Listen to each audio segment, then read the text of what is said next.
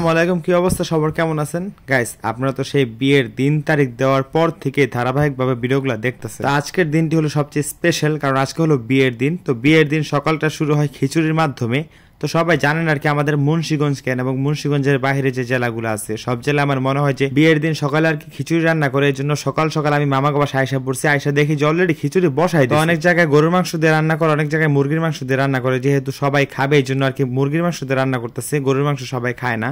তো এখানে মাংসগুলো ভালোভাবে কষায় তারপর চালগুলো দেওয়ার পরে খিচুড়ির মধ্যে দিতেছে গরম গরম পানি। তো গরম পানিটা দেওয়ার ফলে নাকি খিচুড়িটা খুব ভালো হয়। এখানে কিন্তু চালে ডালে খিচুড়ি, মানে চাল দিছে, ডাল দিছে, সাথে দিছে ফার্মের মুরগির মাংস। এই যে দেখেন কত সুন্দর লেটকা খিচুড়ি হয়ে গেছে। অ্যাকচুয়ালি গাইস আমি খিচুড়ি পছন্দ না করলেও বিয়ে বাড়িতে তারপর বিভিন্ন অনুষ্ঠানে বন্ধু বান্ধবের বাসায় কিন্তু খিচুড়ি খাওয়া যেতেই পারে। তো আমার আম্মু তারপর মামি খালামনি সবাই বলতেছে যে সারাদিন শুধু ভিডিও করো, সবাইকে একটু বাইরে বাইরে খাওয়া। তারপর গাইস আমি করলাম কি খিচুড়ির দায়িত্বটা নিজের হাতে নিলাম। নিজে রান্না করতে না পারি, খাওয়াইতে তো সমস্যা না। তারপর প্লেটের মধ্যে সবার একটু একটু করে বাইরে বুড়া দিতেছে, আমাকে খাইতে লেন, কোনো সমস্যা নাই, পর্যাপ্ত পরিমাণে আছে, আপনারা খাওয়ানোর সময় লজ্জা পাইবেন না। খিচুড়ি রান্না করতে করতে বাজে গেছে 10:30, বুঝছেন? এখন সবাই কইতাছে বিয়া বাড়ি গিয়ে খাইমু নাকি এখানে খিচুড়ি খাইমু। আমি কই খিচুড়িও খান, বিয়া বাড়ি গিয়ে খাইন। বিয়া বাড়ি খাইতে খাইতে দেরি হইবে বহুত, কারণ গাইছে আমরা হলো বরযাত্রী মানুষ, আমরা যাবো মিনিমাম 2:30 কি 3টা বাজে। তখন আর কি যাইতে যাইতে আমাদের ক্ষুধা লাগা যাবে, এটা সবাই বোঝে না। তো আমি আর কি সবার একটু বেশি বেশি করে খিচুড়ি দিতেছি।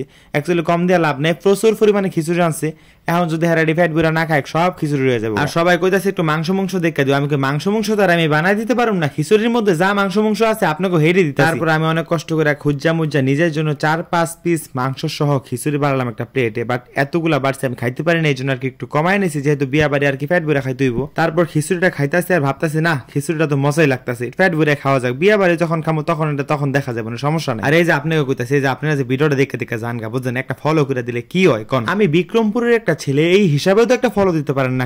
এখন ফলোটা দিয়া দেন, পরে কিন্তু আবার ভিডিও দেখার পরে আপনাকে মন থাকবে না, ভিডিওটা দেখে আবার স্ক্রল করে যাবেন গা। আর এই যে যারা ফলো দিছে তাহলে এই যে খিচুড়ির ব্যবস্থা আছে, দেখছেন? এই যে কি সুন্দর করে খিচুড়ি ফাইলার মধ্যে বাড়তাছে, আপনাকে বাসায় বাসায় গিয়ে দিয়ে। সকালে আর কি খিচুড়ি সবার খাওয়া দাওয়া শেষ, অনেকগুলো খিচুড়ি আর কি উপরে গেছে। মামি আর কি সেই খিচুড়িগুলো একটা ছোট্ট পাইলার মধ্যে করে করে এলাকার সবাই কম বেশি দিয়ে আসছে। এখন আর কি ভাইয়াকে হলুদ দেওয়ার পালা, তারপর আর মাথার মধ্যে ধান দুব্বা এগুলা দিয়ে কি নিয়ম কারণ আছে এগুলো পালন করবো। এই জন্য আর কি ঘর থেকে পাটাটা আনতে বলছে বাহিরে। ফার্স্টে আর কি ভাবিগো আনতে বলছিল পাটাটা বাহিরে, কিন্তু ভাবিগো শক্তি নাই, একটু উস্কায় আর কি পরে রাইখা গেছে। এই জন্য আর কি পাটাটা আমি বাইরে আনলাম, তারপর উঠানের মধ্যে ঠাস করে ফালাইলাম। এরপর আর কি ভাইয়া আসতেছে, এই যে দেখেন প্রস্তুতি চলতেছে আসার জন্য। সবাই রং আবির এগুলা নিয়ে পুরো প্রস্তুত, আজকে সুন্দর একটা রং খেলা, মানে আবির রং এগুলা বাচ্চারা কিনে আনছে, আমাদের না জানে ওরা আর কি এগুলা নিয়ে একটু আনন্দ ফুর্তি করবো। তো এই যে ভাইয়াকে আর কি টাইনা হ্যাসরে নিয়ে যেতেছে দুই দুলা ভাই, ওই যে পাটার মধ্যে গিয়ে দাঁড়া করাইতে, ওইখানে আর কি দাঁড়া করে কি নিয়ম কারণ আছে এগুলো আর কি পালন করবো। এই দিনটা একদিন সবার আইবো, বুঝছেন? সবার জীবনে একদিন এই দিন ডাইবো। এমন সেন্টু গেঞ্জি পরে পাটার মধ্যে গিয়ে দাঁড়াইবো, তারপর সেখানে দান দুব্বা দিয়ে বরণ করবো, তারপর হলুদ ছোঁয়াইবো,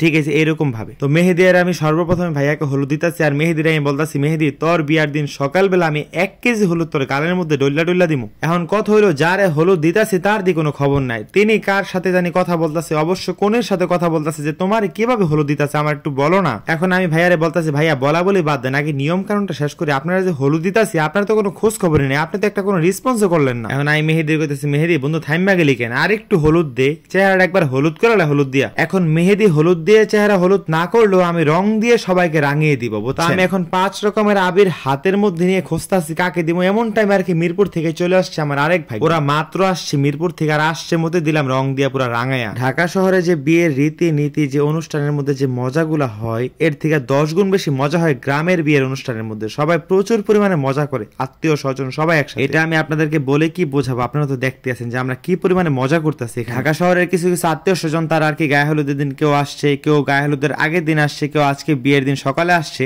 তো সবাই আর কি কাজকর্মে বাচ্চাদের পড়াশোনা নিয়ে অনেক বিজি থাকে, কিন্তু এই বিয়ের 2-1টা দিন সবাই যত বিজি থাকুক 2-1টা দিন সবাই একসাথে হয়। তারপর আমি রং নিয়ে যাচ্ছি, আমার একটা বিয়েন আসছে, সো এই বিয়েনকে একটু রং দিয়ে রাঙিয়ে দিলাম খুব আলতো ভাবে। তারপরে যে পাশে বিয়ে দাঁড়ায় আছে, বিয়ে আর কি খুব মন খারাপ করতেছে যে আমার কেন দেয় না, তারপর বিয়েকে একটু দিলাম। এখন চিন্তা করতেছে আর কারে দেওয়া যায়, কারে দেওয়া যায়। আর পোলাপান গুলো এমন পরিমাণে দুষ্টু, শুধু মানে এই পাশ থেকে ওই পাশ, ওই পাশ থেকে পাশ লাফালাফি ঝাপাঝাপি করতেছে, আর 5 রকমের রং একসাথে মিলাই নিছে না, একবার রং গুলো কেমন জানি ছাই কালার হয়ে গেছে। তারপরে এই পাশে আমার আরফান কাকু বলতেছে, কাকু আমার একটু আবির লাগাই দাও, তোমার আমি একটু আবির লাগাই দিই। আমি আচ্ছা কাকু দাও, তোমার যতটুকু মন চায় আমার দাও। তারপরে এ পাশে ভাগ্না এসে করলো কি আমার একটু টুস করে লাগাই গেল। তারপর ভাগ্নাকে তো আর খুঁজে পাইলাম না, ভাগ্নার মাকে পাইলাম, মানে আমার মামাতো বোন। তারপর মামাতো বোনকে একটু ঠুস করে হলুদের গুঁড়া, সরি আবিরের গুঁড়া দিয়া পুরো হলুদ করে দিলাম। তো আবির খেলা শেষ, এখন আর কি ভাইয়ার গোসল করার পালা। তো এর আগে কিছু নিয়ম কারণ আছে, এগুলো আর কি সেরে ফেলতেছে সবাই মিলে। তো ফার্স্টে আর কি ভাবি করলো কি একটু সরিষা তেল মাথার মধ্যে দোয়াই দিল, তারপর আর কি এখানে ধান দুব্বা এগুলো সব দিতেছে। কিন্তু গাইস আমার এই নিয়মটা জানা নাই যে বিয়ের দিন সকালে খাওয়া দাওয়া করার পরে জামাইয়ের গোসলের আগে যে ধান দুব্বা দিয়ে কত সুন্দর করে বরণ করে, এই নিয়মটার নামটা আসলে কি। আর আমি এ পাশে আবির নিয়ে দাঁড়িয়ে আছি, কতক্ষণ আর কি ভাবির এই নিয়মের কাজগুলো শেষ করবে আর আমি আবির গুলো ফুহ করে ফিক্কা মারবো। এতক্ষণ দেখলাম সবাই তেল দিয়ে ধান দিয়ে দুব্বা দিয়ে সুন্দরভাবে মাথার মধ্যে মালিশ করলো। এখন আবার দেখি সবাই হলুদ দিয়ে মানে যে কাঁচা হলুদ বাটাগুলা দিয়ে আবার দেখি শরীরের মধ্যে মালিশ করতেছে। তো এগুলা তো গাইস আমরা প্রথমে করে ফেলছি, এখন আবার করার কি আছে, বাট নিয়ম করতে হইবে। হলুদ গুলো দেওয়ার পরে আমি আবির গুলো ফু দিয়ে চারোদিকে একবার রঙে রাঙিয়ে ফেলছি। আর এইদিকে আমার ছোট্ট খালাতো বোন নিজের গায়ে নিজে আবির দিতেছে। তো ভাইয়ার কি এখন অজু করতেছে, দেখেন ভাইয়ার হাতের মধ্যে কত সুন্দর করে মেহেদি দিয়ে দিচ্ছে আমার বড় ভাইয়ার বউ মানে। আর এদিকে দুলাভাই লুঙ্গি কাচতেছে আর শার্টের বুদাম লাগাইতেছে, কারণ একটু পরে আর কি দুলাভাই ভাইয়াকে গোসল করাবো, এই জন্য আর কি পানি দিব মগ দিয়া। দিব কি গাইস দিয়া লাইতেছে, আমি কি আরে দুলাভাই একটু তাড়াতাড়ি দেন, আমিও তো মগ দিয়ে এক মগ পানি ঢালমুখ। আরে দাঁড়া, ভিডিওটা আস্তে আস্তে করে, তো তাড়াহুড়ার কি আছে। তো বড় বোনের জামাই এক মগ পানি ঢালার পর আসছে ছোট বোনের জামাই, মানে হ্যারে ভিডিও করছে দেখে হ্যারে একটু করতে হইব। তারপর আমি দুলা ভাইদের বলতেছি এরকম একটু একটু করে পানি ঢাললে সারাদিন লাগে যাবো শুধু গোসল করতে।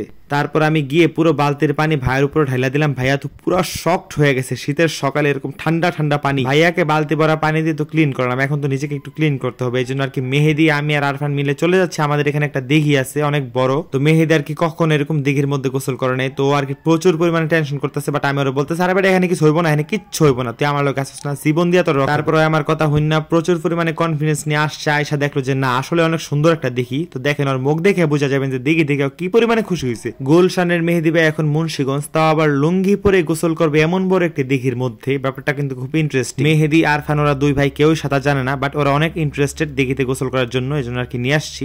তো এখানে আর কি ওরা নামছে সিঁড়ির মধ্যে, আমি বলতেছি আর যাওয়া লাগবে না, এই তুই থাক। আজকে বিয়ের দিন সকালের ব্লগটা এ পর্যন্তই থাকবে, বিয়ের ব্লগ কিন্তু আসতেছে সামনে, তো অবশ্যই পেজটা ফলো করে রাখতে হবে।